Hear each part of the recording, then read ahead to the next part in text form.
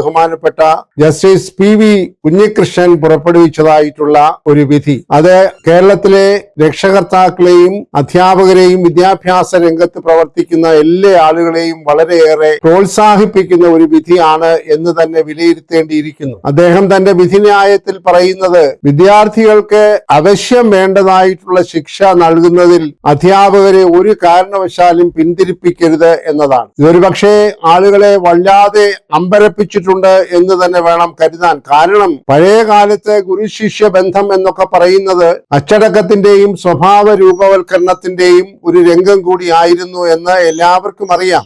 അന്ന് അധ്യാപകർ വിദ്യാർത്ഥികളെ നേരിയ തോതിലൊക്കെ ശകാരിക്കുകയും ശാസിക്കുകയും ശിക്ഷിക്കുകയും ഒക്കെ ചെയ്യുമ്പോൾ അതിനെ പ്രോത്സാഹിപ്പിക്കുന്ന ഒരു പൊതുസമൂഹമായിരുന്നു ഈ കൊച്ചു കേരളത്തിൽ ഉണ്ടായിരുന്നത്. അതിന്റെ ഫലമായി വിദ്യാർത്ഥികൾ അന്ന് മുൻകാലങ്ങളിലൊക്കെ പഠിച്ചിറങ്ങുമ്പോൾ സ്വഭാവത്തിലും പ്രകൃതത്തിലുമൊക്കെ ഒരുപാട് വ്യത്യാസമുള്ളവരായി രാജ്യത്തിനും സമൂഹത്തിനും നന്മ ചെയ്യുവാൻ മനസ്സുള്ളവരായി തീരുന്ന ഒരു സാഹചര്യം ഉണ്ടായിരുന്നു. എന്നാൽ സങ്കടകരം എന്ന് പറയട്ടെ, കഴിഞ്ഞ 2 ദശാബ്ദങ്ങളായി കേരളത്തിലെ ഉന്നത വിദ്യാഭ്യാസ രംഗത്ത് പൊതുവെയും സ്കൂൾ വിദ്യാഭ്യാസ രംഗത്ത് പ്രത്യേകിച്ചും അധ്യാപക വിദ്യാർത്ഥി ബന്ധം വളരെ ശിഥിലമായി കഴിഞ്ഞിരിക്കുന്നു.